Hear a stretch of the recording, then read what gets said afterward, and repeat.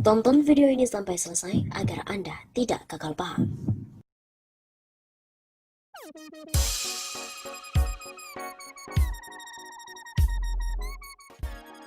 Viral, perwira TNI sebut RI dikuasai cukong dan berencana menerapkan oligarki komunis untuk melindungi kepentingannya.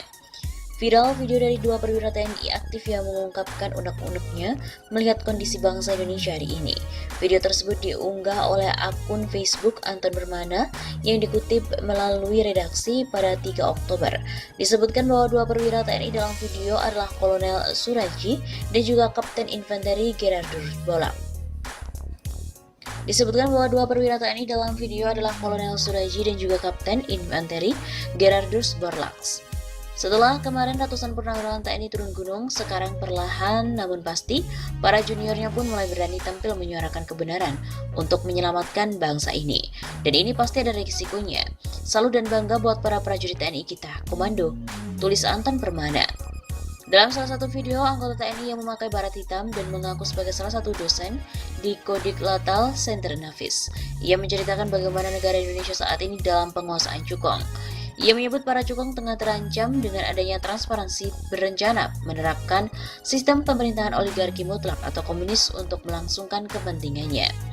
Aparat yang digunakan baik aparat militer maupun sipil dijadikan keparat. Ujarnya dalam video itu.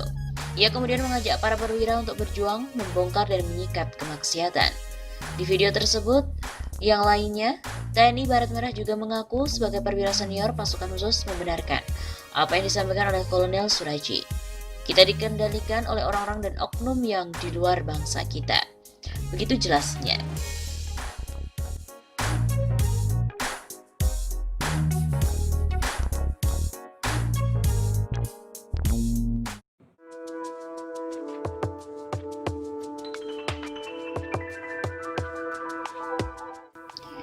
Wah, bahaya.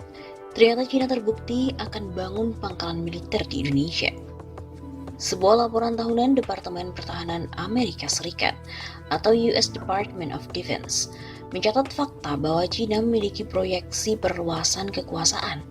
Pemerintah Xi Jinping berambisi membangun jaringan logistik raksasa dan menguasai sebagian besar wilayah Samudra Hindia. Salah satu caranya adalah membangun pangkalan militer. Tak diragukan lagi bahwa Cina tengah mengalami peningkatan pesat di sektor militer.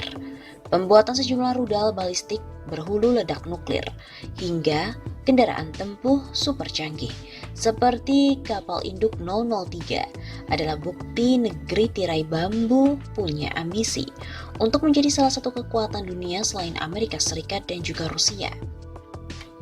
Sebuah fakta baru muncul dalam laporan tahunan Departemen Pertahanan Amerika Serikat yang diserahkan kepada Kongres Amerika Serikat.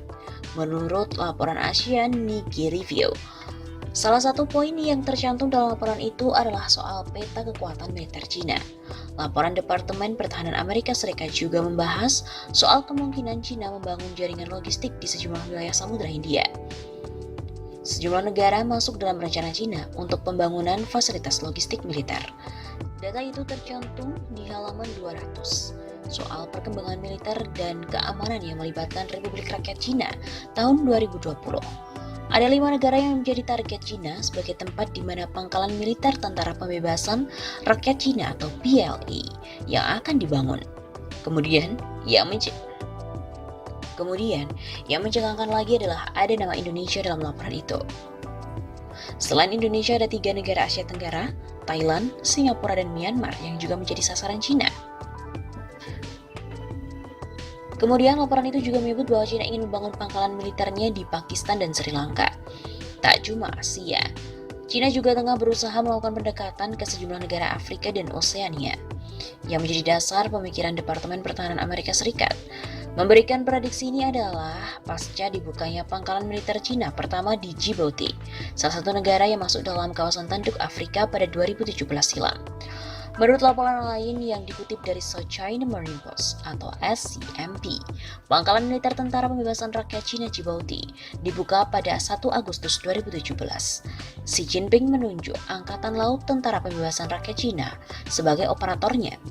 Total pemerintah Cina menggelontorkan dana sebesar 590 juta US dollar atau setara dengan 8,60 triliun rupiah untuk membangun pangkalan militer luar negeri pertamanya ini. Pembangunan pangkalan militer di Djibouti tak lepas untuk mendukung reaksi militer terhadap segala kemungkinan yang mengancam investasi Cina di kawasan Afrika.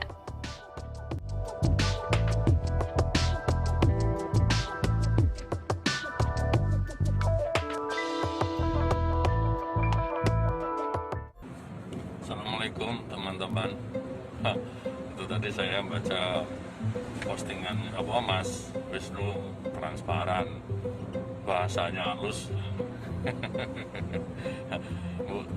Mari kita tuh belajar ngomong lugas, tegas begitu loh.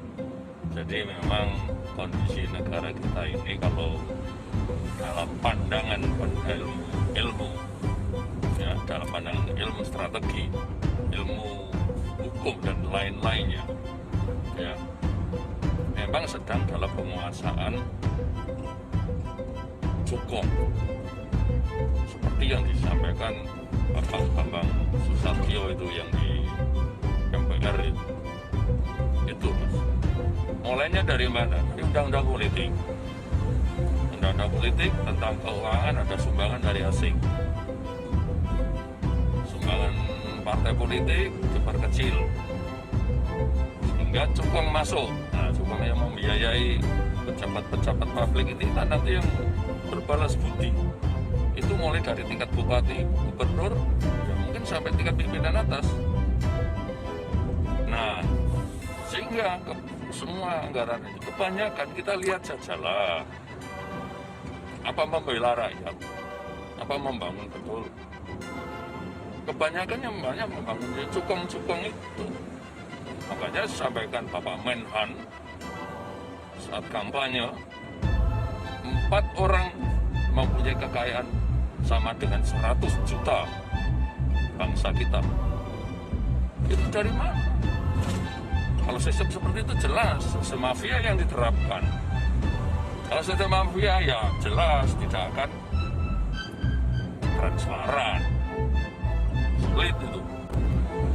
Nah, makanya dengan adanya transparansi medsos ini,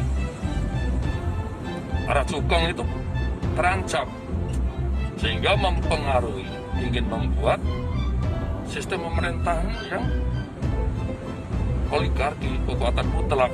Siapa itu? Ya komunis. Sistem pemerintahan komunis, penguasa mempunyai kekuasaan mutlak terhadap rakyat. Untuk diterapkan di Cina yang banyak penduduknya tepat, bagus itu. Tapi di Indonesia tidak, akan sulit. Rakyat itu hidup bahagia, kekayaan akan sedot karena apa? Kebijakan nanti yang menguntungkan juga nggak akan bisa lagi kalau tidak sistem komunis. Itu menurut saya kepentingan daripada cukong lah yang ingin membuat sistem pemerintahan komunis. Ex-staf ahli Panglima TNI mengatakan Jokowi lebih baik mundur demi keselamatan NKRI. Kinerja Presiden Joko Widodo yang sudah berlangsung 1 semester lebih di periode kedua ini semakin banyak dikritik. Bahkan kini muncul kritik keras dari kalangan Purnawirawan TNI Angkatan Darat, yaitu ex-staf ahli Panglima TNI, Majen TNI Purnawirawan Dedi S. Budiman. Dedi dengan tegas meminta kepada Jokowi untuk menanggalkan jabatannya sebagai presiden. Saran ini ditujukan untuk menjaga martabat rakyat, keselamatan bangsa dan negara, serta menghindari krisis kepercayaan rakyat yang lebih dalam, serta bisa menimbulkan huru-hara atau chaos sosial. Dek Jokowi, sebagai orang militer tua dari hati yang paling dalam, saya sarankan mundurlah demi keselamatan bangsa dan negara. Itu lebih terhormat ketimbang diterjang chaos sosial dan amuk massa. Ujarnya pada kantor berita politik RMOL pada hari Selasa 4 Agustus. Chaos sosial yang dimungkinkan terjadi menurut Dedi merupakan akibat dari sejumlah persoalan yang tidak bisa ditangani oleh pemerintah. Pertama, karena kegagalan mengelola ekonomi yang semakin terpuruk dan menciptakan jutaan orang terkena PHK serta menganggur. Bank Indonesia memperkirakan pertumbuhan ekonomi Indonesia di kuartal 2 2020 bakal menyentuh hingga minus 4,8%. Angka ini lebih tinggi daripada proyeksi pemerintah yang berada pada posisi minus 4,3%. Persoalan ekonomi tersebut ibarat setali tiga uang dengan ketidakmampuan Jokowi dalam mempersatukan seluruh elemen bangsa yang sudah terbelah mulai pilpres, yaitu menjadi cebong dan kampret. Selain itu munculnya isu terkait berkembangnya paham komunisme, sekularisme dan kapitalisme yang bertentangan dengan konstitusi.